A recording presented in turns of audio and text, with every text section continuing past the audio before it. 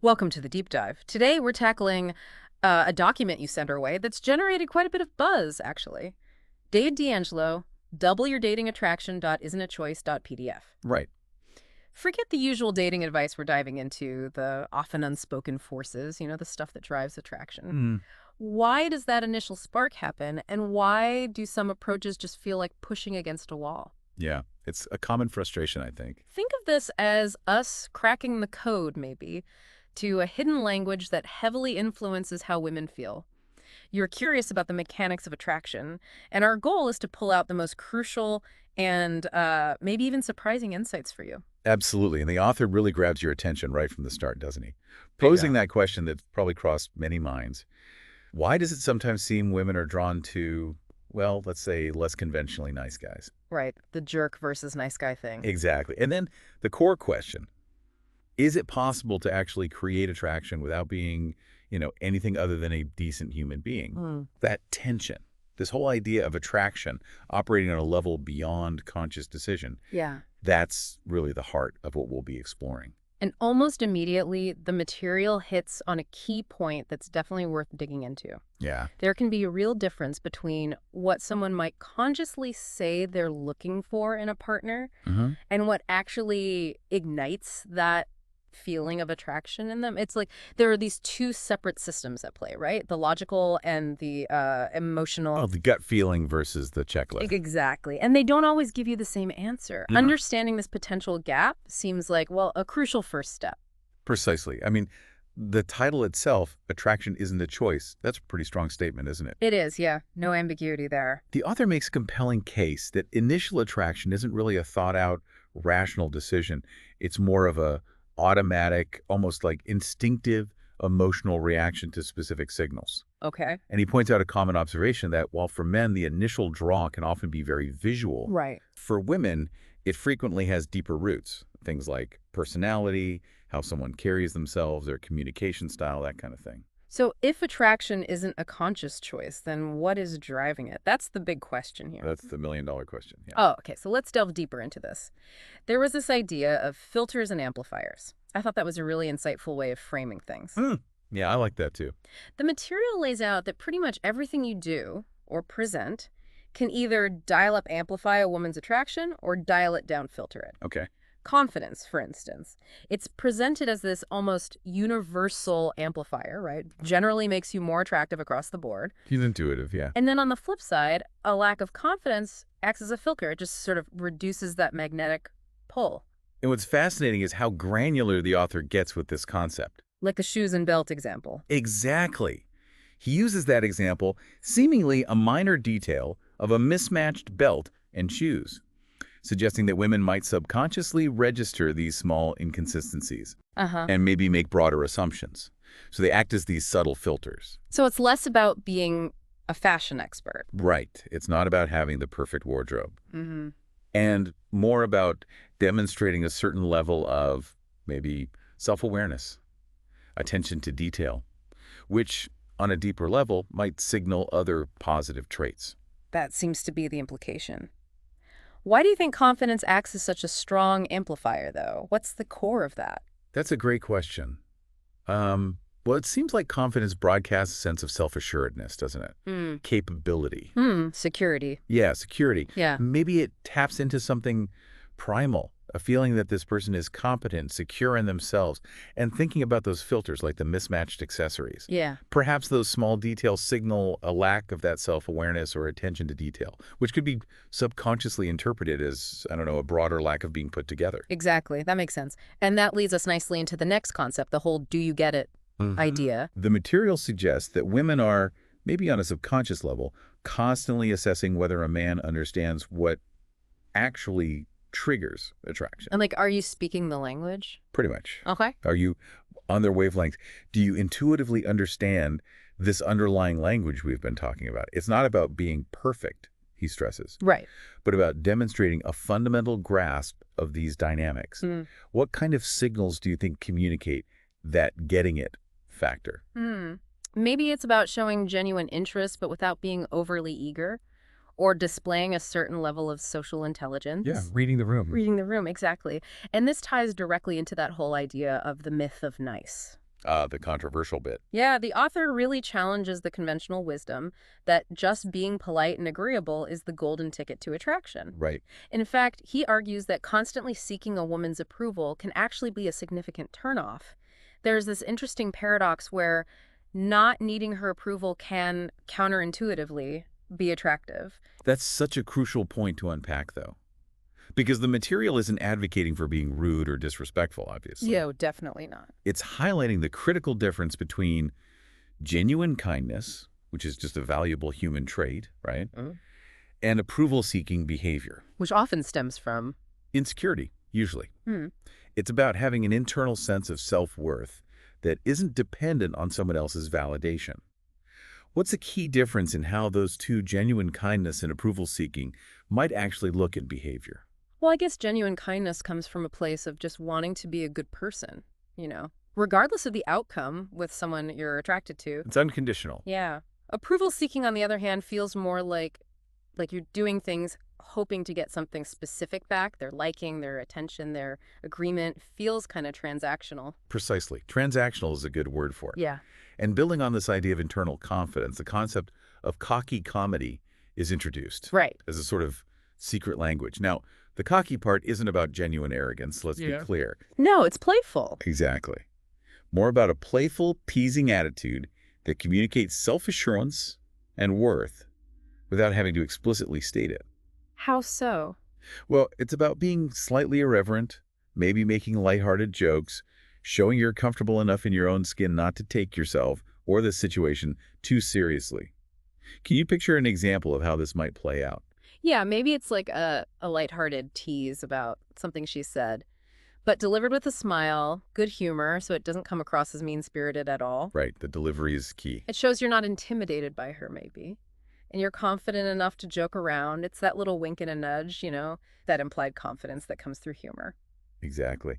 And the material suggests this can be really effective because it subtly implies desirability and comfort. How does it imply desirability? Well, if you can tease and joke easily, Mm-hmm. it suggests you're probably comfortable around attractive people, that you're not putting them on a pedestal or trying too hard to impress. Ah, okay. That makes sense. So, moving beyond just spoken words, the author emphasizes the huge role of what he calls hidden languages of attraction. Nonverbals. Exactly. The nonverbal cues, the things you communicate without saying a single word. Think about body language, he mentions. Slow, deliberate movements. Now it's conveying comfort. Yeah, comfort and confidence. Eye contact, holding it maybe just a fraction longer to show engagement, but without being aggressive or creepy. A fine line sometimes. It is. And your tone of voice, a confident, perhaps even slightly suggestive quality. The material suggests that women are often far more attuned to these subtle signals than men might realize. Why do you think these nonverbal cues carry so much weight? Well, it's like they feel more authentic, right? Right. Words can be chosen carefully, polished, Calculated. calculated, yeah. But body language and tone often reveal underlying emotions and attitudes more honestly. So if your words say one thing, but your nervous fidgeting says another, Pivoting wins. the nonverbal cues probably win out, yeah. And this ties into the idea of not being the center of the universe. The material really challenges that common male tendency to put attractive women on a pedestal, to act as if their approval is the ultimate prize. Which could backfire. Exactly. This behavior, the author argues, can actually be a significant turnoff. And the concept of the next T attitude is presented here, which sounds harsh, maybe, A little bit, yeah. but it's not really about being outwardly dismissive or rude. It's more about cultivating an internal sense of abundance, Meaning? meaning the underlying belief that your worth isn't tied to the opinion of just one person. It suggests you have options, you have your own life going on, and you're not hinging all your hopes on a single interaction. And that internal shift, do you think it projects outwardly? Often in subtle but powerful ways, yeah. It changes your vibe. That makes sense. It's like if you're not desperate for approval, it comes across as more genuine when you do show interest. Exactly. Now, the material also tackles those internal obstacles, the things we often put in our own way, what it calls overcoming secret excuses. Ah, yes, the self-sabotage stuff. Totally. So many people have those go-to reasons why they feel they're not successful in dating. Maybe they think they're not tall enough or wealthy enough or young enough or whatever. The list can be long. Right. The author argues that these are incredibly common and often really self-limiting beliefs that just prevent us from even putting ourselves out there in the first place. And recognizing and actively challenging these secret excuses is presented as a really critical step forward. Because they dictate our actions. Or our inaction, more likely. The material suggests that these excuses can become so ingrained that we might not even realize how they're calling the shots. If you're convinced you're not attractive for some reason, You avoid trying. you might avoid approaching people altogether. Yeah. And then that belief, unfortunately, becomes a self-fulfilling prophecy. Oh. You don't try, so you don't succeed, which proves your excuse was right. Vicious cycle. Which leads to a really interesting point the material makes. Attraction is illogical. Yeah, this part draws on the triune brain concept. Explain that a bit. So the idea is that our brain has evolved in roughly 3 main layers. The reptilian brain, focused on basic survival instincts. Fight or flight. Right. Then a limbic system, dealing with emotions, memory, connection. The mammalian brain.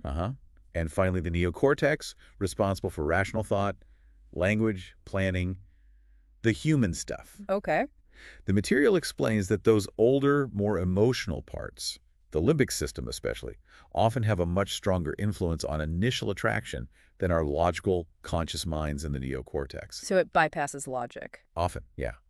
This helps explain why attraction can feel like this almost instant chemical reaction that we don't always understand or control rationally. It just happens. Right. It's a feeling, not a spreadsheet calculation. Exactly. And the author even touches on evolutionary perspectives here, suggesting that attraction, at its most fundamental level, serves the biological imperative of, well, gene replication. Survival of the species stuff. Basically. And this can lead to preferences and behaviors that might seem completely illogical on a surface level. They're driven by these deeper, more primal drives in the reptilian and limbic parts of our brain, often bypassing the rational neocortex when it comes to that initial spark. Okay, so attraction isn't logical, it's more primal, emotional. Let's shift gears slightly and talk about some of the strategies the material discusses for building attraction once that initial spark might be there, or even to create it. Right. One of these is the idea of playing hard to get and creating tension. Now, this can be a bit of a delicate area, right? It's easy to misinterpret this. Definitely can be seen as manipulative if done poorly. Yeah.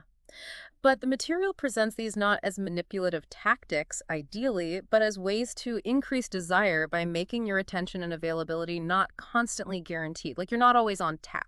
The principles of 2 steps forward, 1 step back, and giving her just a taste illustrate this idea. How does that work? It's about creating a little bit of uncertainty, maybe. An intermittent reinforcement that keeps interest alive. If something is always readily available, always easy. It can lose its perceived value. Exactly. Creating a little bit of space, not always being entirely predictable, can actually build attraction and anticipation. And underpinning all of this seems to be the importance of the attitude. Yeah, the attitude is a big theme. And this isn't about putting on a fake persona, right?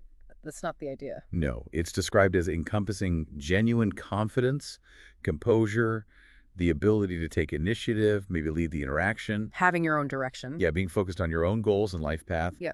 The material contrasts this with what it calls wuss behavior. Which is? Things like constantly seeking reassurance, not being decisive, needing her approval for everything.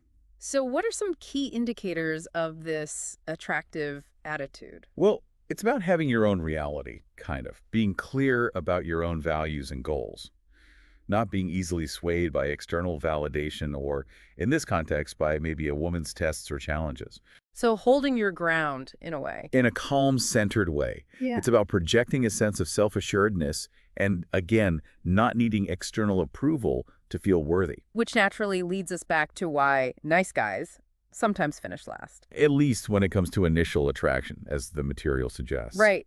Consistently trying to please someone, always prioritizing their needs above your own, that can inadvertently lead to a friendship dynamic, not romantic interest. The core issue here, according to the material, is that these behaviors can often be perceived as stemming from neediness. And neediness is unattractive. Generally, yes. As we've discussed, it tends to be unattractive. It's about the underlying power dynamic, maybe. Constantly trying to please someone can subconsciously signal that you value their opinion of you more than you value yourself. Okay. Another interesting principle highlighted is don't give exactly what they want. What does that mean? Like, be difficult? Not necessarily difficult, but maybe slightly unpredictable. The idea here is that deviating slightly from expectations can actually keep interest alive. Give me an example. Okay, well, if someone expects you to be readily available at a certain time, maybe not always being so, or not immediately fulfilling every single request right away, it can create a sense of intrigue. So it's about not being entirely predictable, keeping things interesting. Yeah, introducing a little bit of the unexpected, maybe delaying gratification slightly. Right, okay. Finally, the material touches on social proof. Ah, yeah, the power of popularity, essentially. Kind of. This is the idea that people are often more attracted to those who are already desired or valued by others. Makes sense. Pre-selection. Exactly. In this context, mentioning positive past experiences with girlfriends, the key being positive and brief. Not complaining about exes. Definitely not. Mhm. And not being afraid to acknowledge other women in your life, maybe friends or colleagues, without overdoing it or making it seem like you're boasting, Right. can potentially increase your perceived value and attractiveness. It's like having an implicit endorsement from others. And the key there, as the material points out, is the positive framing of past relationships.